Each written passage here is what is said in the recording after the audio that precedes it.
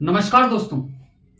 कुछ वीडियोज अभी आए हैं जिनके आने के बाद में जो कई लोगों की उम्मीद की जो किरणें होती है वो थम सी गई है। मैं आपको कुछ फोटो दिखाऊंगा। क्या आप इनको जानते हैं? जो इस फोटो के अंदर आपको दिख रहे हैं, क्या आप ये जानते हैं कि इनका क्या क्या काम है? और ये क्या आप ये भी जानते हैं कि यदि ये दोनों मिल जाए, मतलब कि दोस्ती हो जाए और एक दूसरे की हेल्प करने लगे, तो क्या होगा? इन सभी के बारे में हम थोड़ी सी बात करेंगे कि लोगों की क्या प्रतिक्रियाएं रही है इस वीडियो के बाद में, इस इवेंट के बाद में। चलिए दोस्तों, इस मसले को थोड़ा समझने की कोशिश करते हैं। आपको एक बार वापस ये फोटोज दिखाता हूं। इस तस्वीर के अंदर जो दिखाई दे रहे हैं, क्या आप इनको जानते हैं? इसमें आपको बता दूं, यदि आप नहीं जानते हैं तो जो एक पूजा की थाली लिए हुए हैं और टोपी लगाए हुए हैं, वो है भारत के प्रधानमंत्री।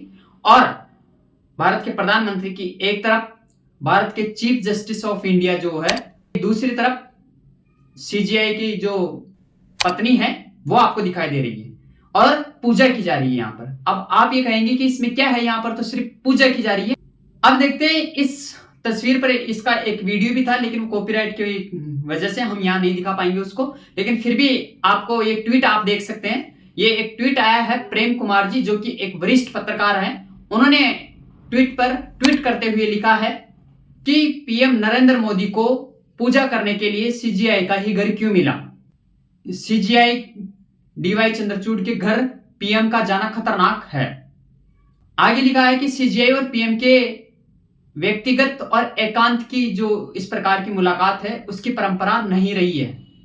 इसके विशेष कारण स्वतः स्पष्ट है। आगे लिखा है कि तत्कालीन सीजीआई रंजन गोगोई और पीएम की जो पहली दफा ये टूटी थी, और उसके बाद में जो उसके परिणाम हुए थे वो देश से छिपे नहीं है। इसके बाद में एक और ट्वीट देखते हैं। एक ट्विटर है ट्राइबल आर्मी की, जो कि आदिवासी समुदाय का प्रतिनिधित्व करता है और उनकी आवाज हमेशा बुलंद करता आया है। उन्होंने भी कुछ लिखा है, चलिए देखते हैं।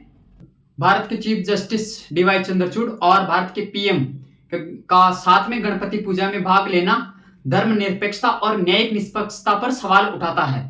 सत्ताधारी प्रमुख राजनीतिक व्यक्तियों के साथ धार्मिक आयोजनों में भाग लेना न्यायपालिका की स्वतंत्रता और विश्वसनीयता को कम करता है। दोस्तों, आप ऐसे कई सारे ट्वीट देखेंगे और खबरें आप पढ़ेंगे, जहां पर उन सब में एक कॉमन चीज है कि कार्यपालिका और न्यायपालिका पर वो सभी सवाल खड़े करते हैं। दोस्तों, आपको एक बात बता दूं कि हमेशा आप देखेंगे कि राष्ट्रपति, राज्यपाल और जो सरकार होती है, उसमें एक संबंध आपको कहीं ना कहीं नजर आता दिखेगा।